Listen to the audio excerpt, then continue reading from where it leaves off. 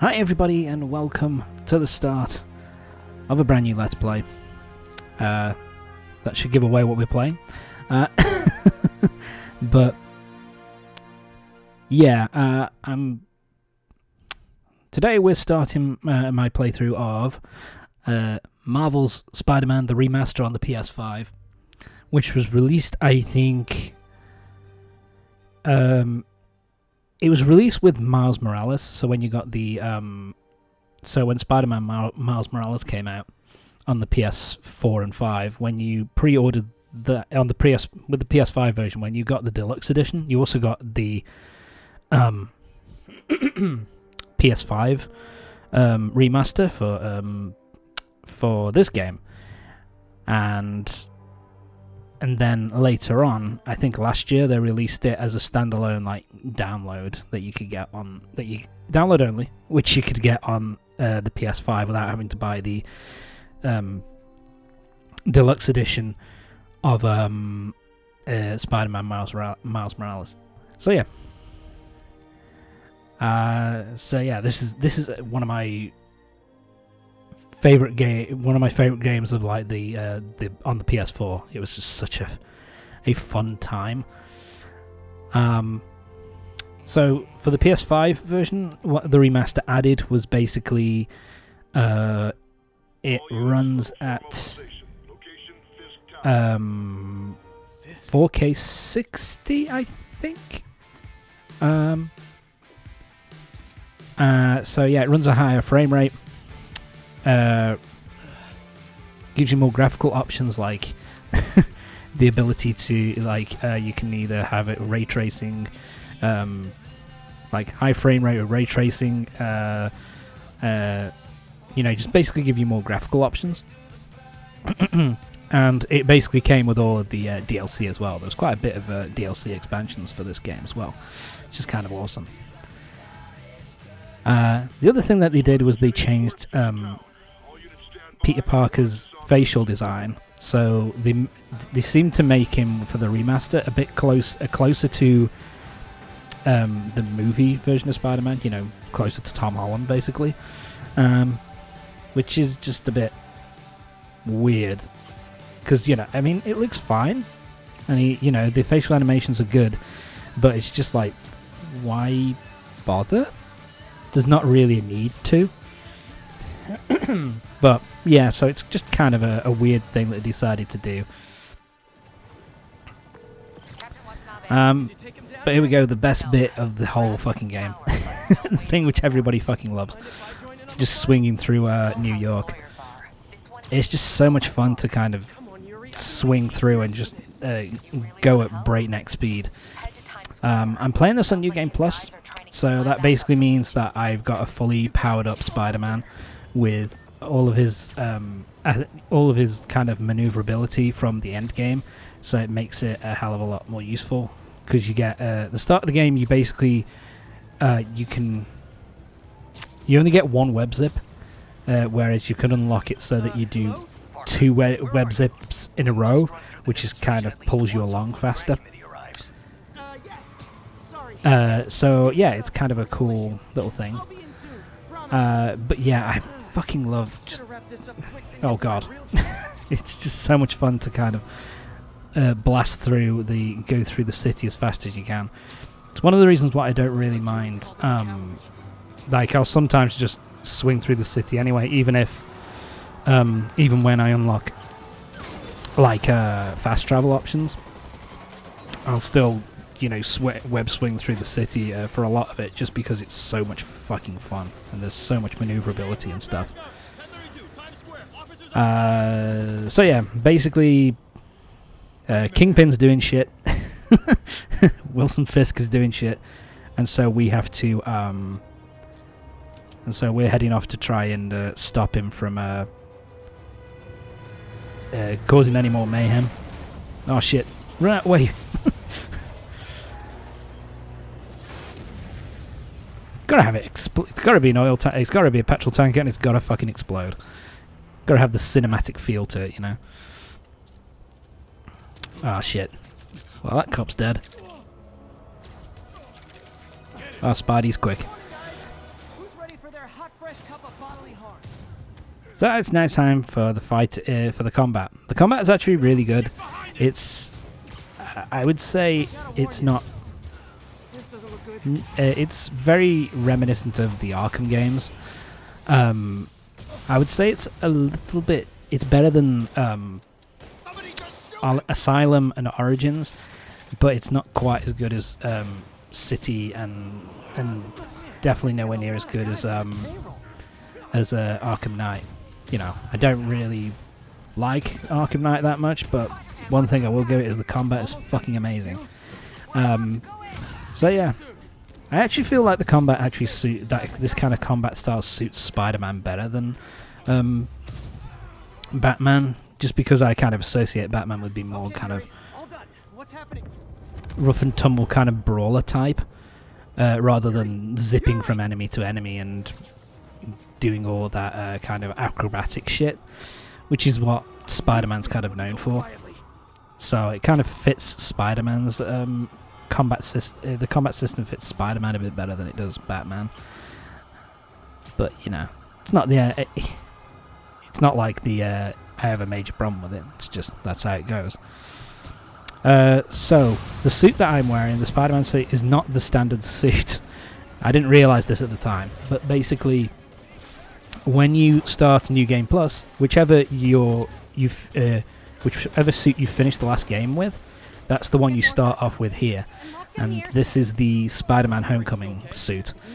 So we don't really get to see we're not going to get to see the new the original Spider-Man suit for a little while. Probably another couple of parts yet. Major reason why why I decided to play on New Game Plus rather than start a fresh file is just so I don't have to really bother with unlocking all the suits. I don't have to bother going out and doing all the like combat mission. You know, like there's like missions that you have to do where, you know, there's like crimes in the city. As you travel through the city, like crimes will randomly happen and you have to go and stop them and to get more tokens so that you can unlock more suits and stuff like that as you go through the game. I didn't really want to bother with those if I could avoid it, so I just wanted to do, you know, just the main side quests of the game plus the main story and kind of streamline my playthrough a little bit.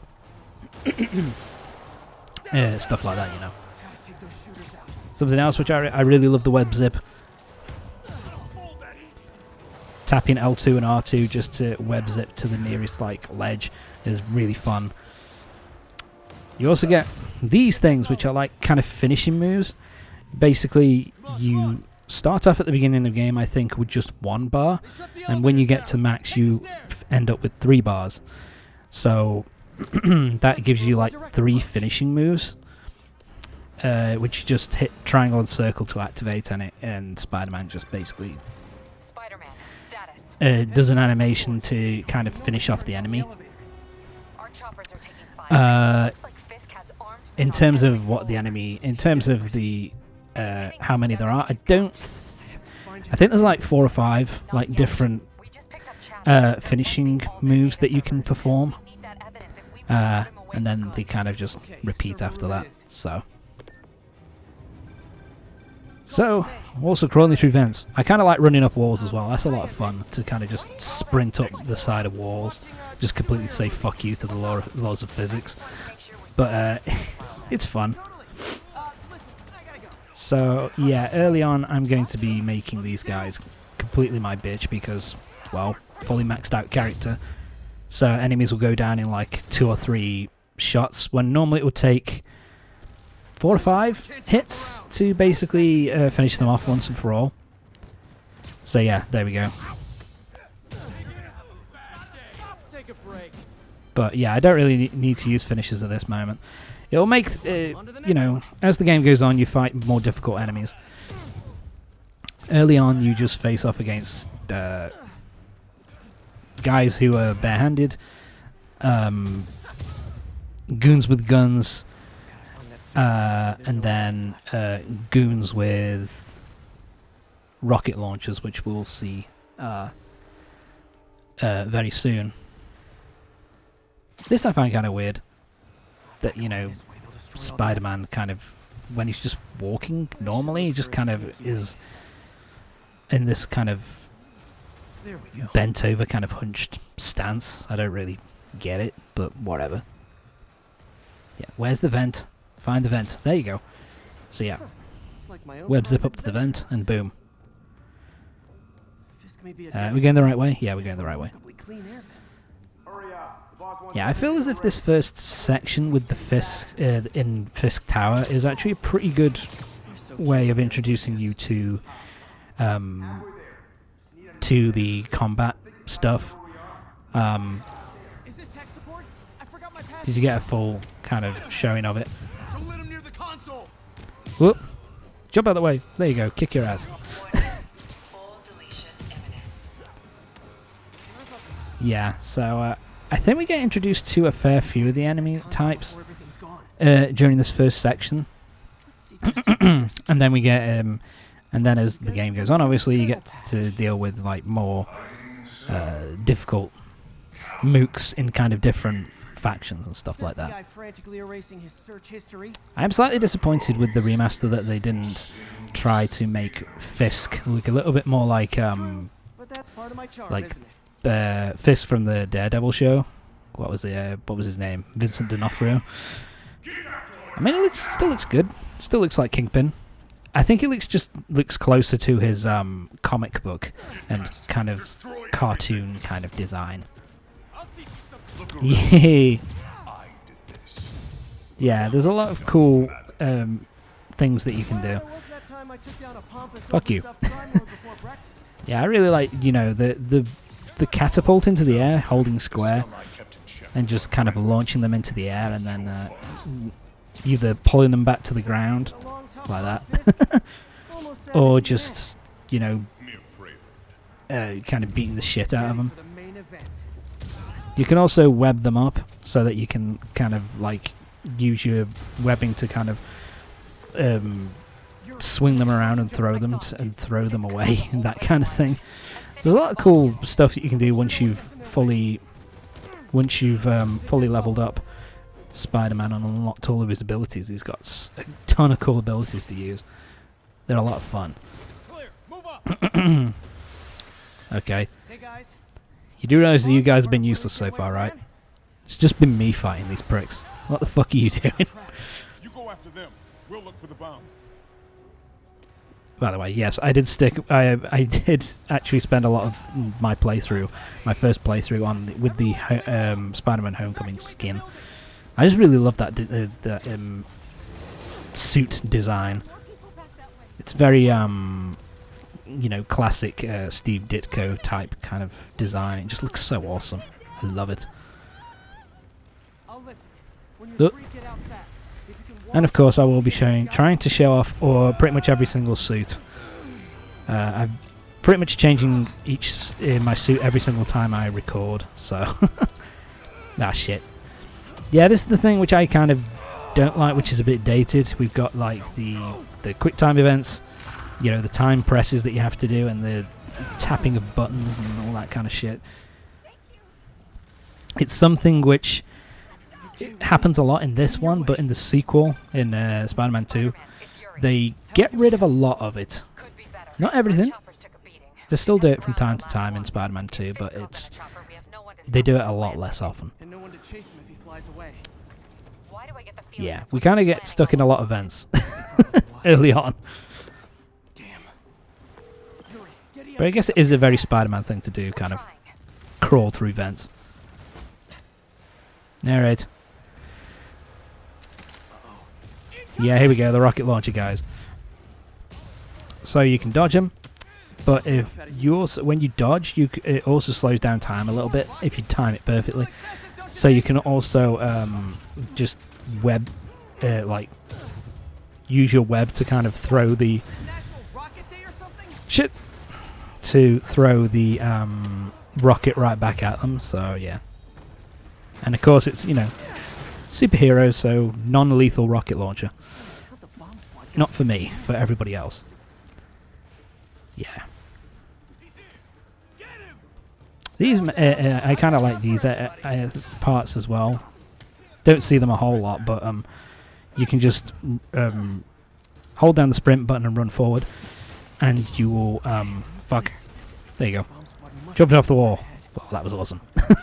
But yeah, you just run forward and you kind of just automatically kind of jump and kind of spring off obstacles and stuff like that. I think I'm it.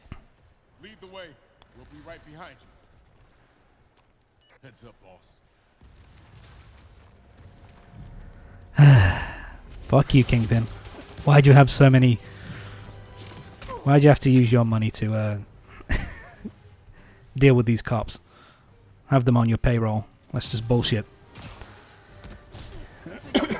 Sorry about that. So yeah. Oh, fuck you. We also have the these guys. The shield guys, which are... You deal with them in a similar way that you did with there were similar shield enemies in the Arkham games, where you just basically zip over to them and kind of, you know, jump to the back and then kind of beat them down.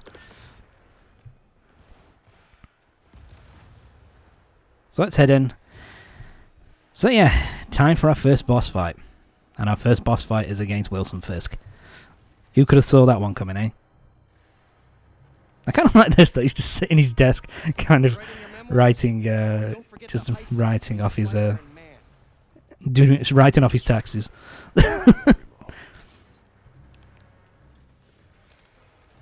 Yeah, I just kind of like... Fisk is such an underrated villain in the Spider-Man mythos. I know he's technically a Daredevil villain more than a Spider-Man villain. But, yeah, I really like him. I've always really liked Fisk. He's you know, a fun, just a fun villain. Not in the Ben Affleck Daredevil movie, but then again, that was fucking garbage. Okay. So yeah, with these things, you want to hide behind these pillars first, and then wait, web them up, and then throw them over there. Oh, yeah, dodge, web up, whoop, there you go, web them up, and throw them at Fisk. Boom. What's wrong, Willie? You see, man? His suit is not touched in the slightest. What the fuck? Take your best shot. Yeah, and I kind of like how they have